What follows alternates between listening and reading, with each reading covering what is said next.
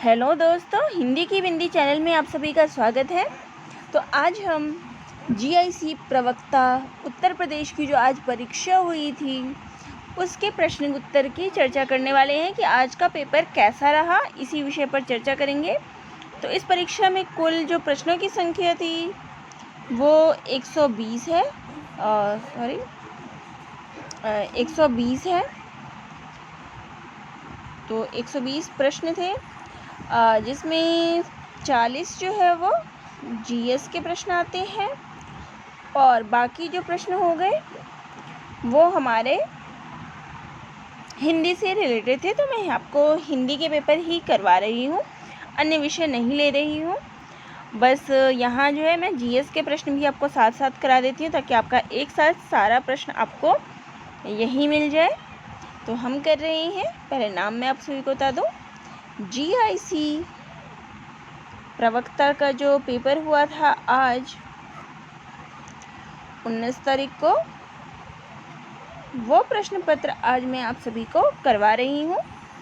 तो इसके प्रश्न उत्तर को हम हल करने वाले हैं। तो चलिए शुरू करते हैं, टाइम न लेते हुए चलिए अपना प्रश्न लेते हैं।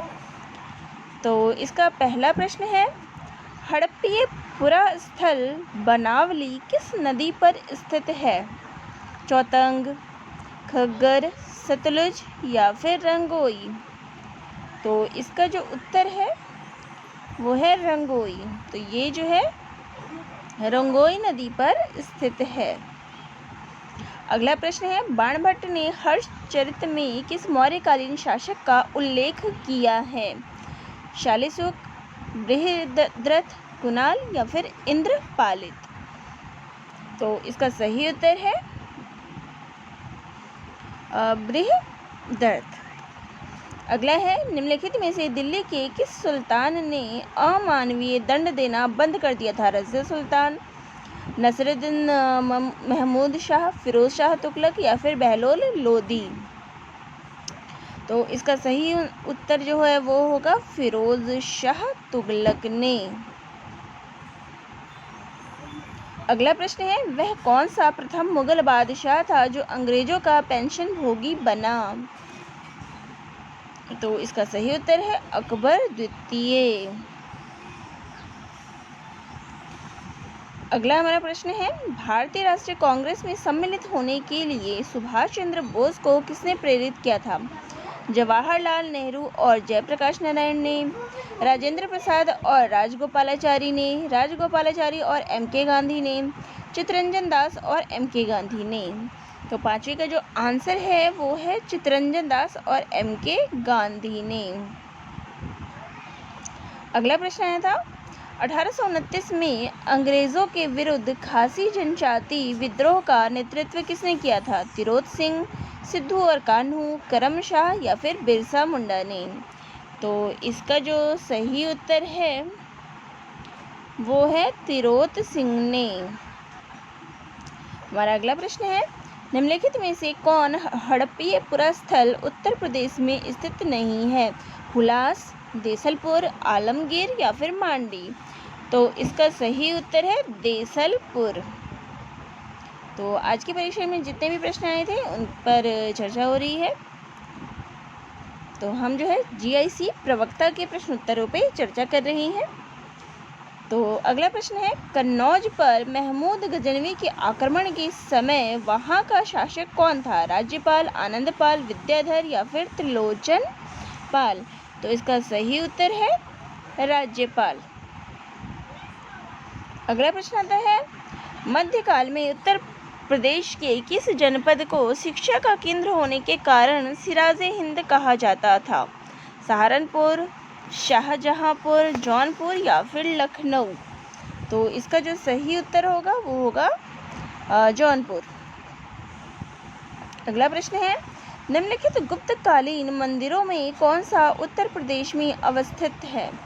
नचना कुठार का मंदिर, तिगवा का विष्णु मंदिर, भूमरा का शिव मंदिर, देवगढ़ का दशावतार मंदिर? तो इसका जो सही उत्तर है वो है देवगढ़ का दशावतार मंदिर। अगला है, आरबीआई द्वारा कितने बैंकों पर जुलाई 2021 में नियमों के उल्लंघन के लिए जुर्माना लगाया गया था? तो इसका जो सही उत्तर है वो है 14 बैंकों में। अगला है, जीएसटी परिषद का अध्यक्ष कौन है? प्रधानमंत्री, केंद्रीय वित्त मंत्री, नीति आयोग का उपाध्यक्ष या फिर उपराष्ट्रपति? तो इसका जो सही उत्तर होगा वो होगा केंद्रीय वित्तीय मंत्री। अगला प्रश्न है, असमानता वायरस वैश्विक रिपोर्ट 2021 प्रकाशित की गई। तो देखिए ये करंट का जो है उसी से रिलेटेड है। तो इसका जो सही उत्तर होगा वो होगा ऑक्सफेम के द्वारा, विश्व बैंक के द्वारा, अंतर्राष्ट्रीय मुद्रा कोष के द्वारा या फिर संयुक्त राष्ट्र संघ के द्वारा। तो इसका जो सही उत्तर है वो है ऑक्सफेम के द्वारा। अगला प्रश्न है, प्रधानमंत्री फसल बीमा योजना शुरू की गई थी 2014 में, 2015 में, 2016 में या फिर 2017 में? तो इसका सही उत्तर है 2016 में ये शुरू की गई थी। अगला प्रश्न है, निम्नलिखित में से कौन सा एक भारत निर्माण योजना का संघटक नहीं है? तो यहाँ पे नहीं है की बात की है। तो ग्रामीण सड़कें, ग्रामीण विद्युतीकरण, ग्रामीण उद्योग या फिर ग्रामीण पेयजल पूर्ति? तो इसका सही उत्तर है ग्रामीण उद्योग। अगला प्रश्न है, वर्ष 2021-22 के संघीय बजट प्रस्ताव के 6 स्तंभों पर आधारित है। निम्नलिखित में से कौन सा उसमें एक सम्मिलित नहीं है? मानव पूंजी में नवजीवन का संचार, गांवों की अर्थव्यवस्था का सुदृढ़ीकरण, नव प्रवर्तन एवं अनुसंधान व विकास, स्वास्थ्य एवं कल्याण? तो इसका सही उत्तर है गांवों की अर्थव्यवस्था का सुदृढ़ीकरण, यानी जो ये बी है वो इसका सही उत्तर होगा। अगला प्रश्न है, भारत में म्यूचुअल फंड को निम्नलिखित में से किस संस्था के द्वारा विनियमित किया गया? आरबीआई, सेबी के द्वारा, बीएसई के द्वारा या फिर एनएसई के द्वारा? तो जो 17 का जो हमारा आंसर है वो है बी, यानी सेबी के द्वारा ये किया गया। तो इसका उत्तर सेबी है। अगला प्रश्न है, बैंकों में उपभोक्ताओं सेवाओं में सुधार का सुझाव देने के लिए निम्नलिखित में से किस समिति का गठन किया गया? राजा चेलिया समिति, वर्मा समिति, गोईपोरिया समिति या फिर चक्रवर्ती समिति? तो इसका जो सही उत्तर है वो है हमारा गोईपोरिया समिति। अगला प्रश्न है, भारत के कुल भौगोलिक क्षेत्र में उत्तर प्रदेश का कितना भौगोलिक प्रतिशत है? देखिए ये प्रश्न, इस तरीके के प्रश्न जो है वो महत्वपूर्ण है क्योंकि अभी आपकी यूपीएससी की भी परीक्षा होने वाली है, तो जीआईसी भी उत्तर प्रदेश का ही पेपर था। तो इस तरीके के प्रश्न जो है उत्तर प्रदेश पर आधारित वो प्रश्न आ सकते हैं। तो आप ऐसे प्रश्नों को ज़रूर देखिए, आपके आगामी जो यूपीएससी का परीक्षा है उसके लिए भी ये प्रश्न महत्वपूर्ण बनता है। तो इसका जो सही उत्तर है वो है 7.33%। अगला प्रश्न है, उत्तर प्रदेश का कौन सा शहर मार्च 2020 को राज्य के जीडीपी और प्रति व्यक्ति आय के मामले में शीर्ष स्थान पर है? मेरठ, नोएडा, लखनऊ या फिर कानपुर? तो इसका सही उत्तर है नोएडा। अगला है, निम्नलिखित में से कौन सा उत्तर प्रदेश का प्रमुख उद्योग नहीं है? सीमेंट, चीनी, कपड़ा, ऑटोमोबाइल? तो इसका सही उत्तर है ऑटोमोबाइल। निम्नलिखित में से कौन सा एक उत्तर प्रदेश का लोक नृत्य नहीं है? सिगमो, घोड़े, मोडनी या फिर जैता? तो इसका सही उत्तर है जैता। तो इसके आधार पर आपको ये भी पता चल रहा है कि उत्तर प्रदेश का जो ये सहायक प्रोफेसर की जो परीक्षा होनी है उसके अंतर्गत किस तरीके के प्रश्न आ सकते हैं ये भी पता चल रहा है। हमारा अगला प्रश्न है, 12वें वित्त आयोग का अध्यक्ष कौन था? केसी पंत, सी रंगराजन, राजमन्नार, सनाथम? तो जो इसका उत्तर है वो है राजमन्नार।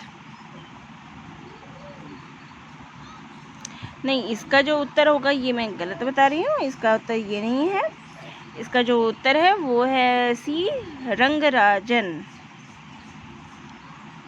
तो अगला है, निम्नलिखित युग्मों में से कौन सा एक सही सुमेलित नहीं है। तो यहाँ पर अगर बात की जाए तो ये जो है वो सही है। तो ये भी आकलन सही है, ये भी सही है, ये भी सही है, लेकिन जो असम है इसका जो सीटों की संख्या है वो 7 है। तो हमारा ये आंसर जो है वो सही है। इसमें मतलब में नहीं पूछा है तो ये आंसर सही है। अगला है, निम्नलिखित में से राज्य के नीति निर्देशक तत्वों का कौन सा अनुच्छेद राज्य को निर्देशित करता है कि वे उद्योगों के प्रबंधन में कामगारों की सहभागिता सुनिश्चित करें। 43A, 39A, 38, 45। तो इसका सही उत्तर होगा 43A। अगला प्रश्न है, उत्तर प्रदेश में विधान परिषद वित्त विधेयक को कितने दिन विलंबित कर सकती है। 1 माह तक, 14 दिन तक, 15 दिन तक, 20 दिन तक। तो इसका जो सही उत्तर है वो है 14 दिन तक।